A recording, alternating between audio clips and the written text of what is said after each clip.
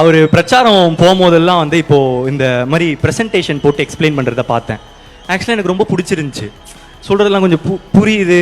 So இந்த idea நல்லா இருக்கே அப்படின்னு சொல்லிட்டு அந்த விதையை நான் எடுத்துக்கிட்டேன். இந்த மாதிரி அவர்கிட்ட நிறைய சீமான் அண்ணகிட்ட நிறைய குவாலிட்டிஸ், நல்ல குவாலிட்டிஸ் இருக்குது. ஃபார் எக்ஸாம்பிள், எல்லாரையும் ரொம்ப நல்லா பார்த்துப்பாரு. ஸோ சீமான் சார் கிட்ட இந்த மாதிரி நிறைய நல்ல குவாலிட்டிஸ் இருக்குது. நான் போய் சாப்பிட போனேன்னா அவரே சமைச்சு எடுத்துகிட்டு வருவார். எடுத்துகிட்டு வந்து, தம்பிக்கு இது வச்சியா, தம்பிக்கு அதை வச்சியா, தம்பி சாப்பிட்டாரா, இதை சாப்பிட்டாரா அப்படின்னு சொல்லிட்டு கேட்பார். அதுக்கப்புறம் அவர் அறிவை வந்து ரொம்ப ஷோ ஆஃப் பண்ண மாட்டார். அதாவது அவருக்கு இருக்கிற அறிவு வந்து ரொம்ப அதிகம்.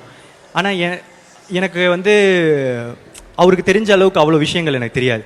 அதெல்லாம் கொண்டு வந்து என்கிட்ட பேச மாட்டார். அதே மாதிரி அரசியல்லேருந்து யாருன்னா வந்தாங்கன்னா அவங்ககிட்ட போய் சினிமா பேச மாட்டார். யார்கிட்ட என்னென்ன பேசணுமோ அதை மட்டுமே பேசுவார். அது ஒரு பயங்கரமான குவாலிட்டி. அதை நான் அவர்கிட்ட அப்சர்வ் பண்ணேன். அதை நான் யூஸ் பண்ணணும்னு நான் நினைக்கிறேன். இந்த மாதிரி சார் ஆக்சுவலாக அவரும் நான் பார்த்த ஒன் கியூட்